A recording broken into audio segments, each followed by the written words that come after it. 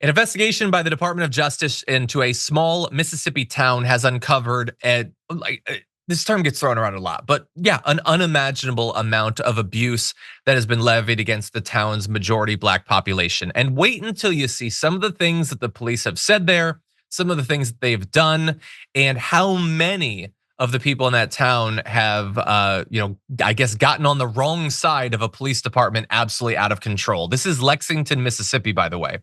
And so at one point, they had made national headlines because the police chief there, I guess, had said they'd been recorded bragging about shooting a man 119 times. This is Sam Dobbins, claims to have killed 13 people in the line of duty, said he doesn't talk to, quote, queers, and told another officer, I don't give an F if you kill a mother effer in cold blood.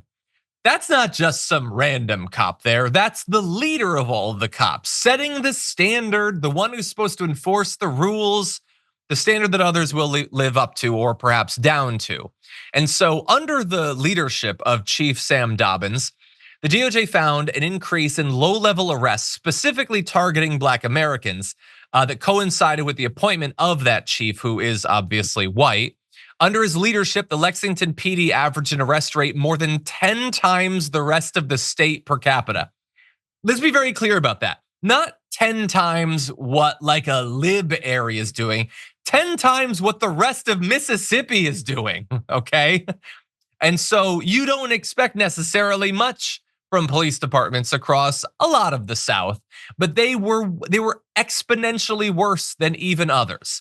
And so eventually he's gone. He's replaced by Charles Henderson, his former second in command. And apparently that culture of abuse and harassment that the DOJ had been uncovering continued under him. And so let's see. This is one of the most amazing stats that I think I've read in a long time. Lexington police arrested roughly a fourth of the town's population in just the last 3 years and levied fines of more than $1.7 million over that time. That amounts to, for each person, man, woman, or child there, about $1,400. One of the poorest counties in the nation, significantly poorer after they've been fined on average $1,400 by the cops, who again arrested 1 in 4 people. And if like you think, well, maybe they're just all criminals. No, it's a normal place of people just struggling to get by. Granted, their struggle is a little bit harder because they have perhaps one of the worst police departments in the country. And so we have more we'll get into, but Sharon, give me your thoughts. Not surprised here. And I don't know, frankly, what took so long to investigate and to kind of get in there and look under the hood. I remember when I was in Missouri covering Ferguson and the incident that took the life of Michael Brown in Ferguson, and we started to look under the hood and realize that for this tiny, tiny town, I don't even know what the radius was, but it was like this. You could be driving for 30 seconds, and now you're over the line, okay, into another city. And there was almost everyone had police contact. They were running this debtor's prison. It was every Black person was just used to it. All of these fines that stacked up and stacked up.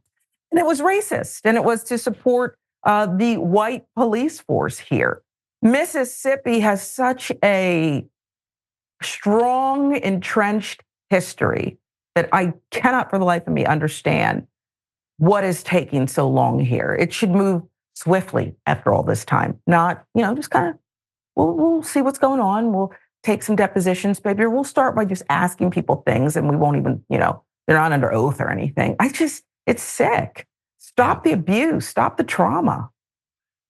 A civil rights leader in the area who was arrested for recording a traffic stop. These sort of cops do not like accountability, by the way. Described people getting arrested for things like taking too long to get out of their car at the grocery store. Yep. So anything or nothing. You're just there and you're Black and the cops want to arrest you. Look, they're raising money. They got to have the excuse. They got to arrest you for something so they can fine you. By the way, the money basically was rolled back into the police department.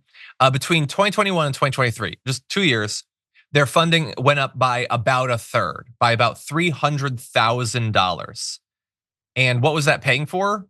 A campaign of terror against the people that live in that town. Mm-hmm. Like who? I mean, There's a lot of bad police departments. I think that we're all aware of that. But this one is just out of control. And we're gonna talk about one particular incident as we end this.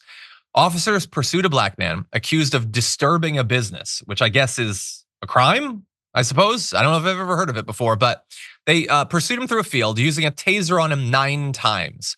The man began foaming at the mouth. He had a behavioral health disability, had been arrested 3 times that year for trespassing, stealing a cup of coffee, and stealing literal packets of sugar. On each occasion, police illegally detained him until he paid off old fees from previous misdemeanors. But with each arrest, another fine was added. And by November of last year, the man, who didn't have a job, he had no assets, owed more than $7,500. Again, the crimes he is being accused of committing are $10, $20, maybe it was a big coffee. I don't know. Maybe it was like a grande pumpkin spice latte. What's that? Like 17 bucks or something like that? $7,500. To protect and serve are the words on the car. Where is any of that in all of what we're describing? It's just insane. And glad that the DOJ is actually investigating this. This is, by the way, the sort of thing that, if you get a different administration in, maybe this investigation just disappears. I mean, why would Donald Trump want them looking into cops? He wants a day of barbaric violence. He wants them to do way more than just illegally detain these people. He wants barbaric violence to cow the population. That's what he's promised you.